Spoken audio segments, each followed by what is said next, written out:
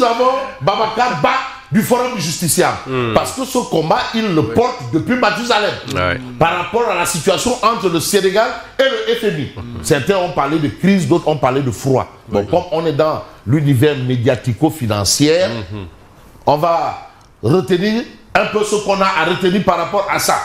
Mais vous avez Babacar Ba du Forum du Justiciable. Mais qui pose une question, parce que quand même, il ne faudrait pas faire avaler aux gens ou faire croire aux gens le Père Noël, comme ça, faire avaler aux gens n'importe quoi de gros tuyaux. Mais attends, mais comment une dette dite dissimulée peut échapper au mécanisme de contrôle du FMI? Ah oui. Comment? Grosse question. Parce qu'aussi, entre-temps, il y a encore une autre sémantique là, on parle de fausses déclarations. Fausse déclaration est revenue. Fausse déclaration est revenue. Vous savez, comme nous on le sait un peu, la diplomatie, elle ne se fait pas sur la place publique. Du tout. Du tout. Là, on est dans de la haute diplomatie. Souvent, les petits esprits là pensent qu'ils maîtrisent ceux qui sont les adeptes du listihar et des koris. Ils pensent qu'ils ont voix au chapitre ici. Mais là, c'est une autre dimension. Billahi voilà, les adeptes des koris et des listihar là, ils pensent qu'ici là, ils ont voix au chapitre. Là, c'est une autre dimension. Mais d'où l'intérêt de l'interrogation de Babacar Ba. Parce que quand même, il n'est pas interdit de poser et de se poser des questions. Il a été interdit à un moment d'apporter de l'aide et de l'assistance à des populations en détresse à Bakel. Ça, au moins, ça a été interdit. Parce qu'après, on finit au tribunal et on est jugé pour ça. Alors, comment une dette dite dissimulée, dite, parce que jusque-là encore, on sent que Babacar Ba ne fait Djangi. Il dit bien dite. Donc, il sait de quoi il parle. C'est pas lui. C'est ce qu'on dit. Et ceux qui le disent sont directement interpellés par cette question. Comment une dette dite dissimulée peut échapper au mécanisme de contrôle du FMI? C'est bizarre. On est où là? Mais comment ça? Comment?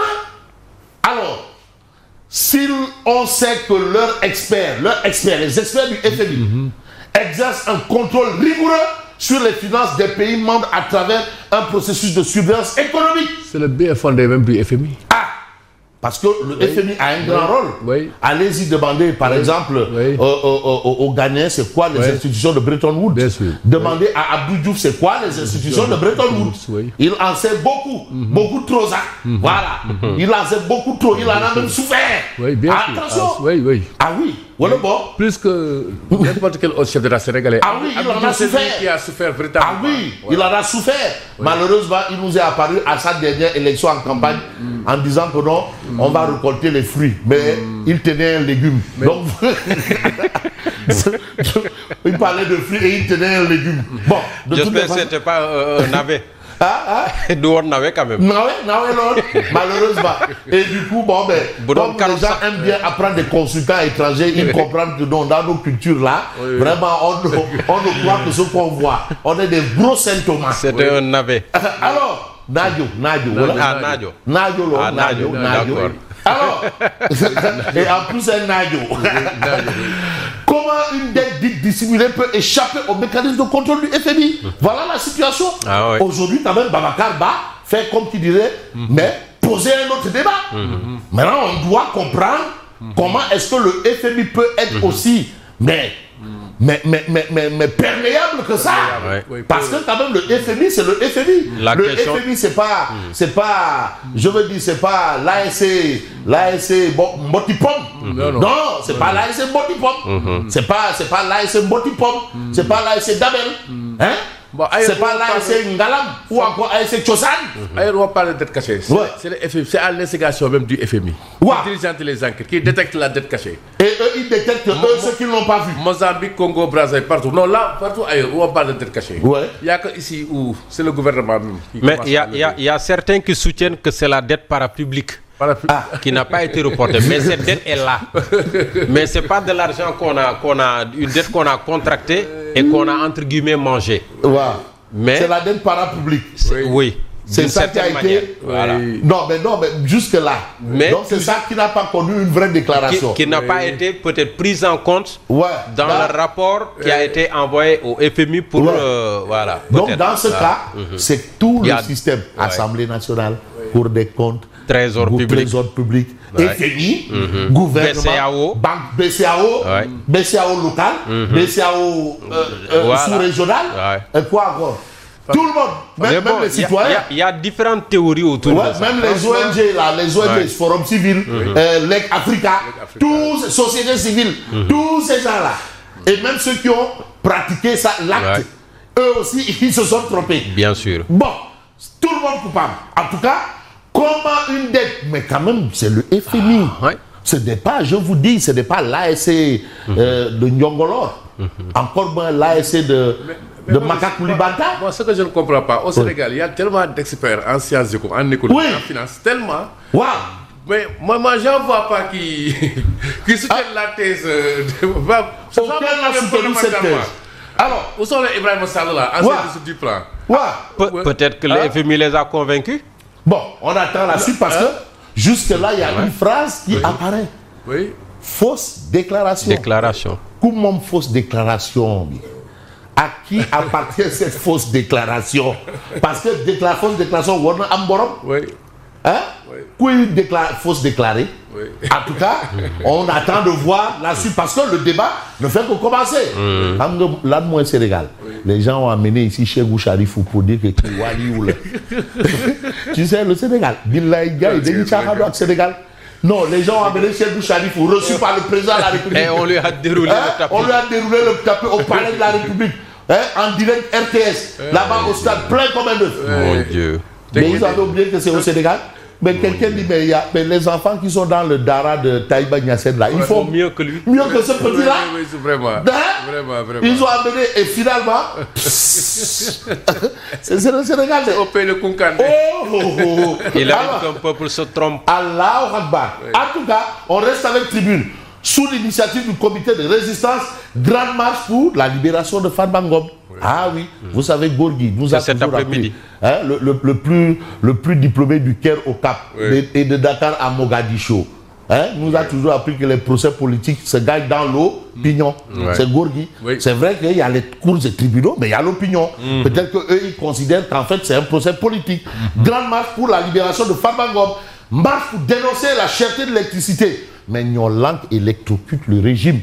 On dit bien le régime. Électrocute le régime. Non, mais c'est-à-dire, dans cette histoire-là, il faut que quand même les choses soient claires. Si maintenant certains lorgnent le fauteuil de DG de Sénélec, mais qu'ils le disent. Parce que les faux fuyants là. Mais non, mais attends. Mais où est le problème de Sénélec avec la hausse et la baisse des prix de l'électricité? Non, ça c'est le comité de CRSE. Je crois. CRSE. Comité de régulation de l'énergie. Ah, donc si aujourd'hui Sénélec a le pouvoir et la compétence d'augmenter les prix de l'électricité, ça veut dire que la station Elton peut augmenter le prix du carburant et la station de Seringué et Frères peut rester à 100 ans. C'est ce que ça veut dire. Le ministère des Finances joue même un grand rôle. Oui. Normalement, il doit y avoir des rencontres périodiques entre même le chef de l'État et le ministre des Finances. Ah oui? Sur ces questions d'approvisionnement en énergie. Parce qu'il faut des ajustements à chaque fois. Vous savez, la particularité, c'est que jusqu'à aujourd'hui, la Sénélec continue toujours, c'est presque 80% de fuel lourd. Et 20-30% d'énergie. Le mécanisme de développement propre, énergie solaire. On a vu quand même un gros investissement dans ce sens. Donc, il faut comprendre que la situation est assez caraminée. Raison pour laquelle, moi, ce que je reconnais quand même, c'est de faire des efforts par rapport à quand même cette situation assez stable. On n'en est pas encore du temps de Samuel Sarr. Oui. Bon. On reste avec le sujet dans le Dakarois quotidien. Dette cachée. Mais la vérité derrière le scandale, sous Abdou Diouf, Abdoulaye Wade et Macky Sall, l'administration a toujours distingué la dette directe de l'État et celle du secteur parapublic. C'est l'administration. C'est ce que j'ai évoqué tout à l'heure. Mais tantôt. Mais l'administration quand même, on ne va pas nous dire que notre administration là, il n'y a que des pieds là-bas. C'est une administration de gens de petites semaines. Mais c'est l'administration. Ce n'est pas une histoire de... oui, non, c'est l'administration. Mais quand même... C'est une administration chevronnée. Mais chevronnée, des gens sortis de l'école nationale des énarques. Et aujourd'hui, qui sont aux affaires. C'est vrai qu'ils ne sont pas de classe exceptionnelle, quoi.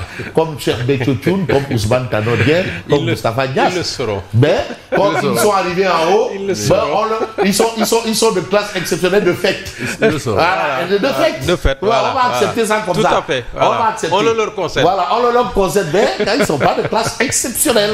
Alors, d'être cachés. Mais la vérité derrière le scandale, mais sous Abdou Diouf, Abdoulaye Wade et Macky Sall, l'administration a toujours distingué la dette d'État et celle du secteur parapublic.